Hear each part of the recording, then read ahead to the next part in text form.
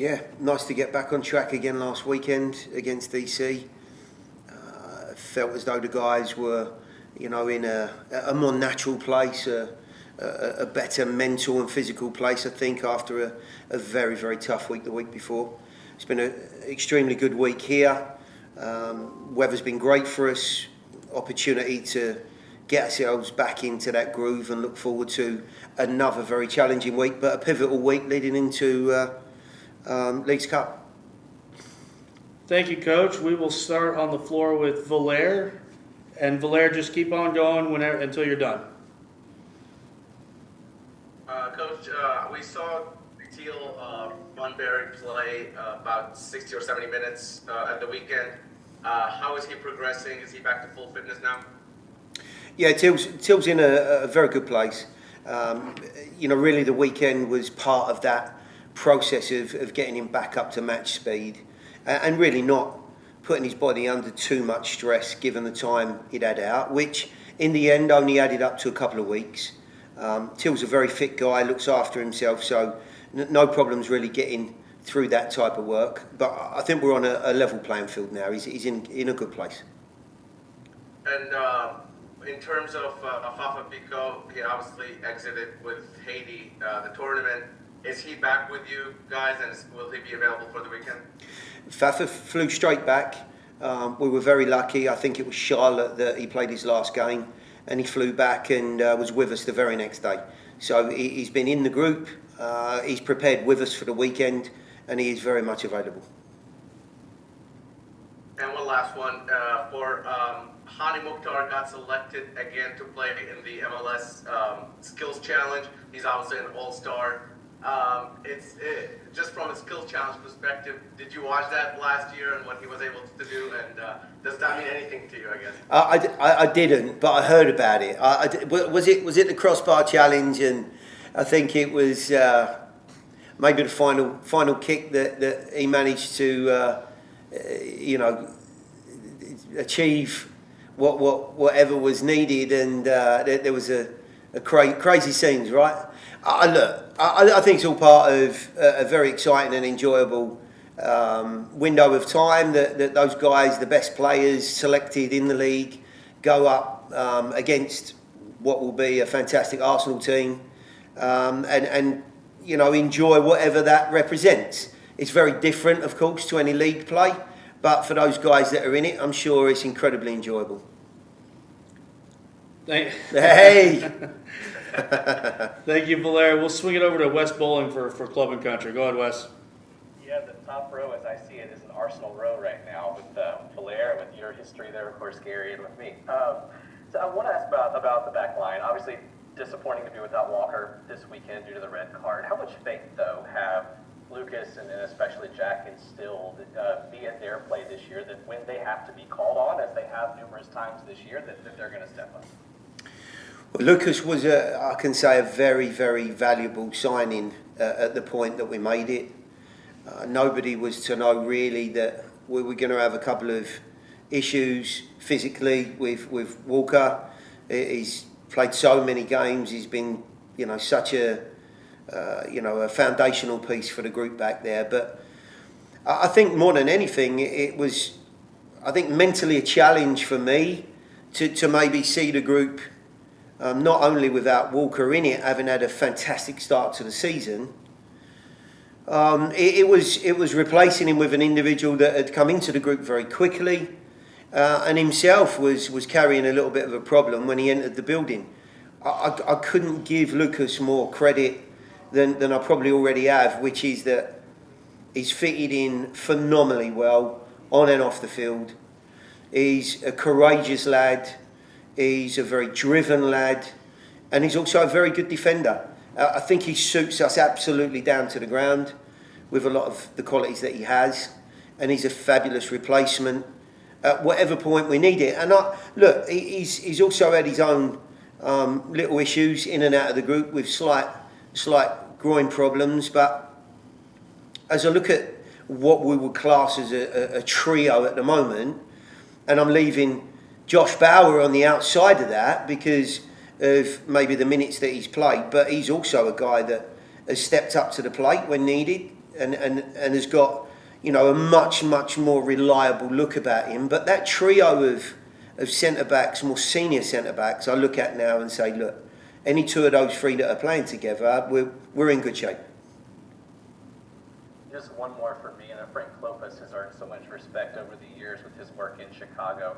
What do you see differently from the Chicago group since he has taken over and now had some time as the lead man with the group versus perhaps how they were playing earlier in the season? Yeah, I'm not sure there's a load of difference in terms of how they're playing or the shape of the team. They've always been predominantly a back four group. They've had good attacking players and some fabulous footballers. Jimenez in midfield, absolutely lovely footballer. You know, really like him as a player. Very influential for that team. And then when you look around the group at some of the younger guys, you know, the likes of Gutierrez, who's been a wonderful product of their academy and their group there. Of course, you've got Shaqiri, who's we're just talking about him, the talent that he has. The big thing is really utilising that. What does the balance of the group look like? And for all coaches, it's okay saying I've got a multitude of riches, which they have. And they are a very good side. They made some great signings. We're both sitting here talking about Shapilko. You know what a good signing he is. Kamara still banging in goals at 38. He's been a wonderful professional in this league. And of course, abroad as well.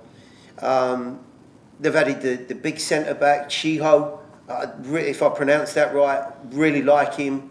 They've had young goalkeepers, it seems, coming out of the woodwork there who are of a very high calibre. So they've got a lot going for them. I would say, and I've gone off track a little bit here, I would say that Frank's always been that guy who can reach individuals. He's always been a very decent person to me. Whenever I've spoken to him, he's intelligent, he's thoughtful. And I would imagine, given the amount of years that Frank's been at Chicago now, as somebody to come in and steady the ship, you probably couldn't find anyone any better. He knows the place, he knows the players, he'll earn their trust. And it looks like he's just squeezing a little bit more out of the team. And that's a quality in itself. You know, I think the first time when you go back and play an old team, especially when you're fresh off of, moving teams, whether it be a trade or a free agency or whatever it may be. I think it's always a little bit extra spice. There's always a little bit of extra motivation there.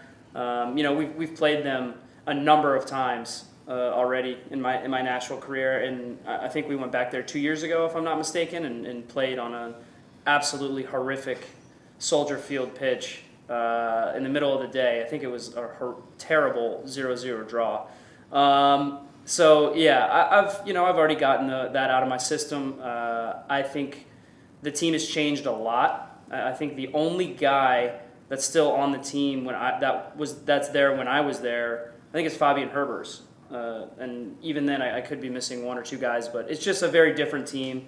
Obviously, I know Frank Kloppos pretty well. I know some people still that work in the support staff in the front office. Wonderful people. I think Joe Mansueto is a great owner. I think I've said before, I think he's going to do some great things with that club. So a lot of respect for that organization and looking forward to going back and getting a win, hopefully.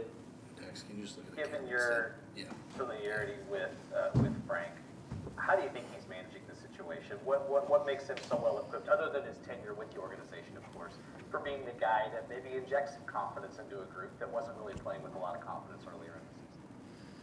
Yeah, I think Frank is a player's coach. I think he's got a way with players that really translates to getting the best out of them. And Frank was never the head coach or even an assistant coach when I was there, but he was a part of the media, and he interacted with us quite a bit. Always had a very good rapport with the players, always quick to crack a joke and be able to relate to a lot of different players from a lot of different backgrounds.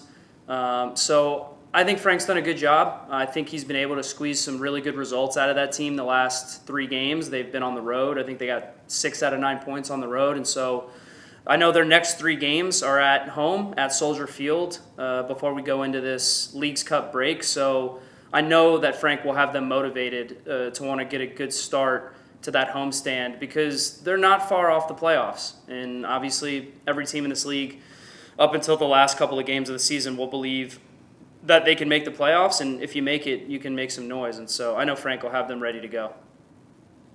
My last question, assuming that the pitch is better this time and facilitates a little more free-flowing game than it did, I remember that one pretty well in 2021.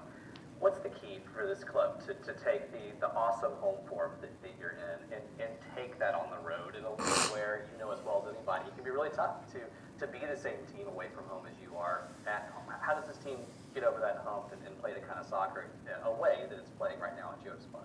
Yeah, I think we need to start the game better. I think we need to start the game on the road with the same energy that we have at home. And it's easier said than done.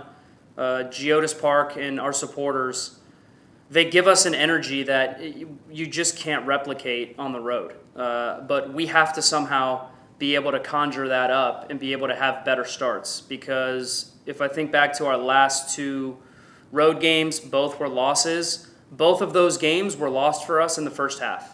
Against Columbus and against Montreal, we weren't good enough. And we were kind of sleepwalking through the first half, and that's when we got punished. I think we've proven consistently throughout our time in MLS that we're a team, if we can get a lead, if we can start the game brightly, if we can go up 1-0, 2-0, take a lead into halftime, we're a team that's very rarely going to lose. And so I'm convinced that we're going to take the home form that we're in, the great performance we had against DC United, and parlay that into a good performance against Chicago. I know that we're really motivated to continue to push Cincinnati for that first spot in the East. So that's where our motivation is, and I'm certain that we'll be able to have a better start to the game this time around. Thanks, Dax. Go ahead, Drake, then we'll go to Valer. Yeah, a similar question, Dax, in a different context that Wes just asked. I mean, you guys are going down to the final few games before Leagues Cup, and you guys obviously have big aspirations of not just making it to the playoffs, but you guys are fighting for Supporters Shield, and you guys are fighting for home field advantage in the playoffs. So keeping on pace with that, knowing that you got Philly and Cincinnati, obviously two really good teams coming up after this game, how is there an extra sense of urgency given you guys, you mentioned it earlier, haven't been able to get that big win at Chicago yet, although you've had dominance against them at home. Do you guys have a sense of extra urgency to want to stay on pace knowing the games that are coming up before Leagues Cup? You know what, Drake? We really don't look past any opponent in MLS. I think once you start to do that, I think that's when you get punched in the mouth, and that's when you start to overlook teams that can really hurt you. And I think Chicago is a team that's always had talent. They've always had quality. They just quite haven't been able to put it all together. I've watched some games with them this year where I'm really impressed with some of the things that they do on the attacking side of the ball. I'm really impressed with tactically, how sound they are, how difficult they are to play against. And so I think they're just lacking a little bit of consistency, and that's why they've struggled a little bit this year. So, of course, look, we know what's on the horizon. Massive games against Philly, massive game against Cincinnati, but quite honestly, I haven't thought about either of those games. That hasn't entered my mind. We don't have any extra sense of urgency because of the games coming up. We have the extra sense of urgency because we want to collect as many points as possible. That's the bottom line. Go ahead, Valer. Hey Dax, if we can get a little more tactical, I guess here, with the change in formation, with this diamond formation, you play such an important role in that lone six for the most part, kind of behind the two midfielders in front of you. From a player's perspective, and specifically your perspective, because you're such an important part of that connection, why has this formation worked really well for y'all? Oh boy, how long you got, Valer? All day. I've always been a big fan and admirer of the diamond. I've always thought that it's a very unique formation, especially in the modern game. And I think it's not played as much now because of the physical requirements that it puts on a lot of players, specifically in the midfield. And so I want to give a lot of love to, some guys that play in our midfield that maybe aren't out and out attacking players. They're not out and out defending players. They're not straight up wingers, right? Guys like Randall, guys like Sean Davis, guys like Alex Mawil, guys like Jan and Brian. We have a lot of genuinely good soccer players and good midfield players, but all of us are good in certain roles where we can kind of roam and be free in the middle of the field, right? I think the only guys you would really classify as out and out wide players in our group are guys like Fafa Picault and Jacob Schaffelberg. And so I like the formation because there's a lot of movement in midfield. It's a very, very hard formation to deal with, especially if you want to win the middle of the field. And I'm a firm believer that if you win the middle of the field, if you have a strength down the spine of your team in the core of the game, you're always going to have a good chance to win and to be successful. And so full credit to the coaching staff and to Gary for recognizing that it suited our player personnel. That doesn't mean we play it all the time, as you guys know. I think we're pretty flexible, but I think getting the best out of the players that we have, the Diamond has been a very, very positive shift. As far as for my own personal role, it's a formation that I feel really comfortable in. It's a formation that puts a lot of specificity on the number 6 being kind of the guy who, especially in build-up when we have the ball, is a very clear outlet, right? And if you have one guy who's a very clear outlet in the middle of the field that's able to just keep the ball moving and find attacking players heading towards goal, you're able to get more numbers forward and you're able to get another striker on the field. So I think it's been a really beneficial change, not only for our team, but for myself as well. I feel almost reinvigorated, with this formation change. And I think it's been really positive for the team, positive for myself. And I'm just looking to continue to keep playing at a level that hopefully keeps our team winning. And it's been really positive. I'm hoping that we can continue in this vein of form that we're in going forward. Thank you. Great answer. One last question, and on a lighter note, you recently started a podcast, and obviously it's something that I've been able to tune in a few times to, and I'm just curious how that process has been for you. Have you enjoyed that sort of outside of the pitch? I know you did some media stuff a couple of years ago, but Sure. How has that been for you so far? It's been a lot of fun, Valer, honestly. I think my wife is sick of me talking her ear off about soccer, and so I needed an outlet to be able to talk about the game a lot. And I found it in Dan Gargan and Alan Gordon, two absolute characters and legends of MLS. Some guys that I really get along well with, and we have similar senses of humor, similar characters, and we have vastly differing opinions on this beautiful American soccer landscape that we all love so much. And so to start it up, it was something that I had thought about doing for a very long time. I just didn't quite know how to get it going. And there was, I think, a little bit also on my end, a little bit of fear to really, dip my toe into that pond of, putting myself out there more in terms of a media presence while I was still playing. Because there's a balance that you have to strike there, right? I never want to violate the sanctity of the guys in our locker room, and I want to make sure that I'm very balanced and measured in some of the things that I say, right? Because I want to be authentic and I want people to hear, my opinion as I see it, but also you have to be measured because there are more important things going on, like the camaraderie of the locker room, that mean a lot to me. So there are some things on the pod that I won't touch, that I won't go into, but for the most part, if you guys have listened, I'm an open book. I try my best to be honest, to be authentic, and I think it's a landscape that more players are diving into as they're still playing because it's a cool perspective for fans to hear. So, hopefully people appreciate it. Whether we have 10 listeners or 1 million listeners, I think we just want to have fun with it and see where it goes. So thanks for asking about it, and thanks for listening.